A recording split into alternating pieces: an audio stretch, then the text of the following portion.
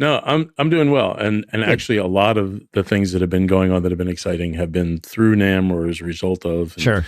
it's things are beginning to feel like music again. Ah, Business wise, it's that's good. great. It's been really exciting, and That's great. NAMM was definitely a pleasant surprise in some ways. Um, the moment, to give you an idea of of all the things that happened while I was there, and there were some really cool ones. Sure.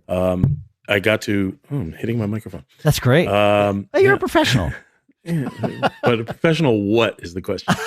So, um, one of the really great highlights that really kind of calibrated my brain when I was there was Yamaha took over what I guess was Gibson's Ballroom on the upper level. Okay. And what they did was have a zone for each division. So drums had an area, band and orchestra had an area, guitars had an area. They had a really nice stage sort of at the back wall that was just really cool. But one of the moments of all this, I got a text, can you come down? I'm like, yeah. And Sure. I've been with Yamaha, I've been Yamaha drummer for years and Yep. I sound and all that stuff. So I go over, and on stage is Nathan East, his Oh, son Noah East, who just signed to Yamaha, Donald Barrett, who, he's Lady Gaga's drummer and a million other things. yep. Greg Fillinganes. This is like unbelievable. Yeah. And we're watching these guys Greg was a nice surprise, and we're watching all this stuff happen. And they play this whole set, and they end the set with Change the World, right? Ah, nice. And you can't get any closer to the original shy of having Clapton on stage with them. And it's just this moment, and I'm standing there at this Rivage PM3 console on the side of the stage with their guys taking this all in, and it's kind of surreal because I had some time with Clapton years ago, and it was a moment, and the guy behind me goes, "This sounds really so much like the original." I was like, Yeah. yeah.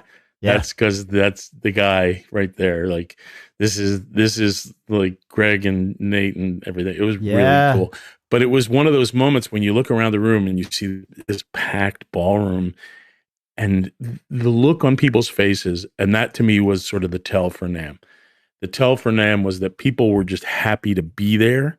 They were Ah, excited about like what's going to happen, what's the show going to be, and these people were sort of milling around and kind of finding their way. And that was kind of the cool thing about it. that's cool.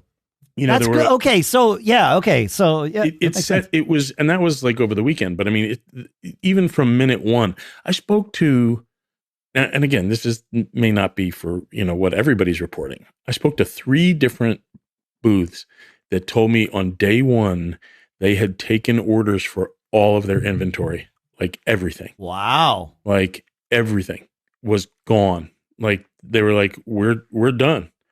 So now we're taking orders with a lead time.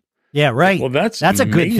thing. Yeah. And the odd part about it is that there were not that many buyer badges. Like normally you see dealers and because that's what NAMM used to be. NAMM used to be about supporting the merchants. It was the Sure. National Association of Music Merchants. Right. It's now it's different. And people that are looking for it to go back to the way it was, it just will not be. It just doesn't exist anymore. However, what it's becoming, and much more so than last year, and certainly dramatically more than the year before, which I did not go. The first time I did not go was the year they canceled. And then that Sure. second Yeah. Of year, course. I did not go because there was no point. And I'm glad I didn't because there was no one there. This show,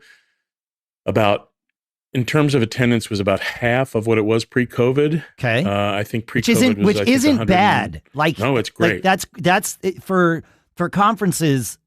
I can tell you, just across the conference industry, that's about normal for attendance to be half. And a really good quality of people were there. Yep. And yeah, even though you weren't lost the looky-loos. Yeah. Right. And even though you didn't see as many buyer badges, this posture that the organization has taken is really supporting the manufacturers when they need it.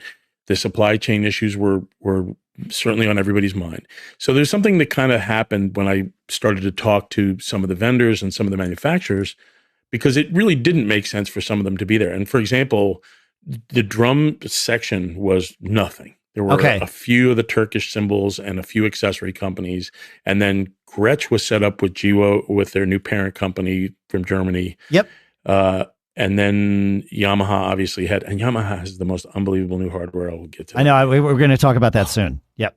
It's spectacular. Okay. And so in accessory land, it was cool. I got to go and like Kickport had partnered with a company, and of course I used to do their marketing and art relations. I love Kickport, by the way. If you're a drummer and you haven't experienced what a Kickport can do for the sound of your bass drum, just go do it. Or a cajon. That's right. Other things. Yeah, right. And the thing that was cool is that they're still using a lot of the packaging, and the logo that I designed, the Kickport logo that I did, was like, I felt like the teacher meeting his students again, like coming back and like being so proud of what they've done. I had it's really cool. A similar experience. I walked up to, I'm going to forget which company it was, a booth at CES, and they had from 2012 a 12-year-old award that we had given them from the Mac Observer, which had I was probably there when they got that actual award. I might have been the person that handed it to them for all I can remember, but it was cool. It was like, oh, hey, look at that. That's a thing. For those who don't know, I started Mac Observer, but we sold it 2 years ago. And so it was like, oh, look at that. Blast from the past. Like, there's my logo. Of course, I can go to macobserver.com and still see my logo. It still hasn't changed. But it's which is cool. Fun. Yeah. It's fun to see, and it's fun to see that the some of the things,